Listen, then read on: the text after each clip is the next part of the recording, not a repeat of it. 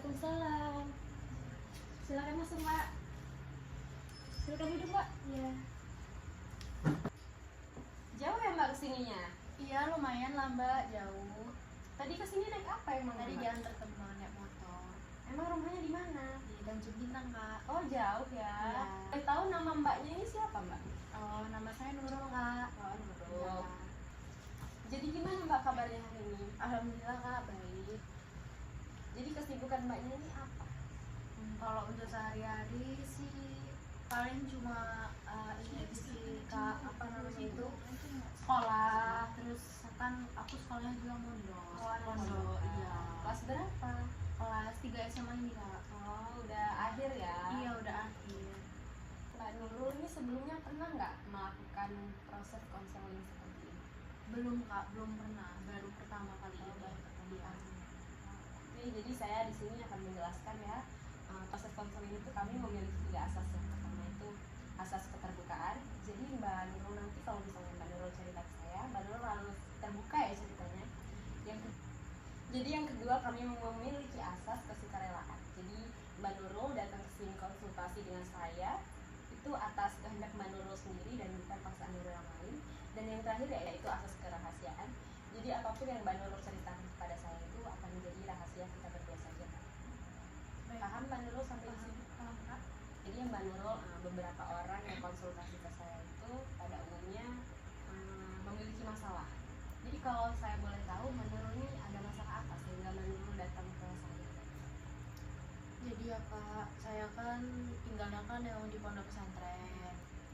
Selama saya kelas 1 SMA dan sekarang saya kelas 3 SMA. Jadi saya selama tinggal di pondok itu saya selalu dibully dengan kawan-kawan saya.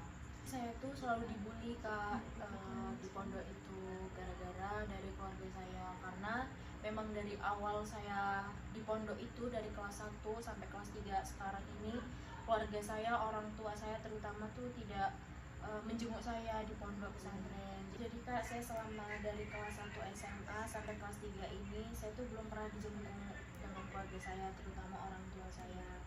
Jadi saya tuh dibully dengan teman-teman saya, dikirain saya ini anak tiri dari orang tua saya, kayak selalu tidak dianggap gitu lah Kak intinya. Jadi saya kayak merasa gimana ya, rasa iri tuh pasti ada ya sama teman-teman karena melihat orang tua yang selalu menjenguk gitu dengan diri saya sendiri, bahkan malah tidak dijenguk sama sekali gitu.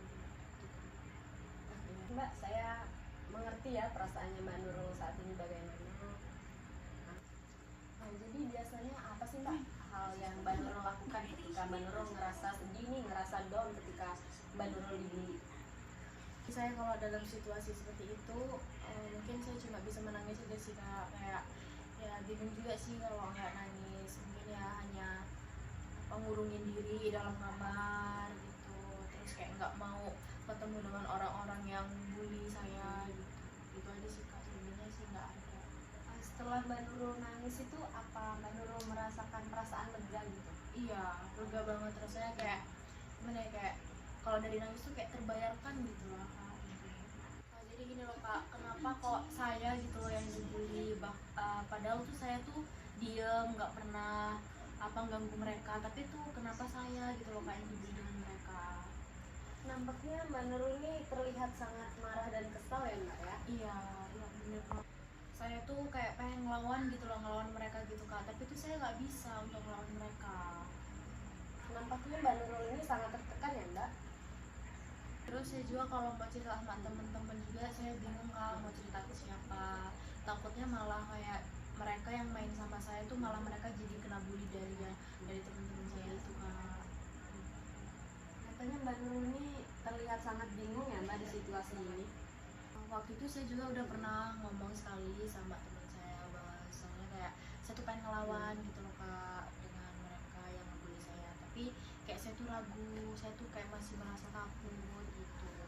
Jadi kayak saya nih ngerasa udah capek gitu loh Kak, dibully-bully terus kayak gitu, kayak kapan sih saya tuh nggak dibully-bully lagi kayak gitu, kayak saya lo nggak pernah ganggu mereka, nggak pernah ngusik mereka gitu, tapi kenapa kayak saya tuh selalu yang dibully gitu, kenapa nggak teman-teman saya yang lain gitu Kak.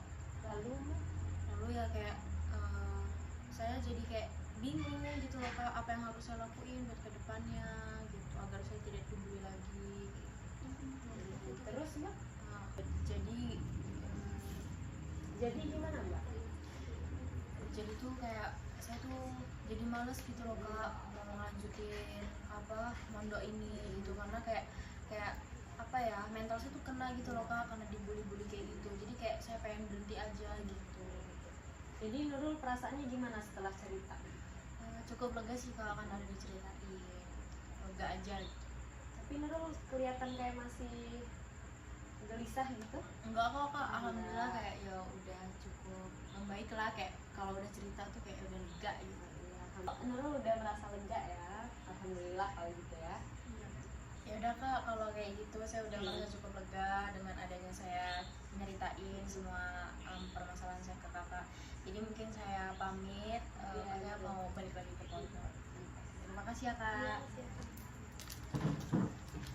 Hati ya Nurul. Iya.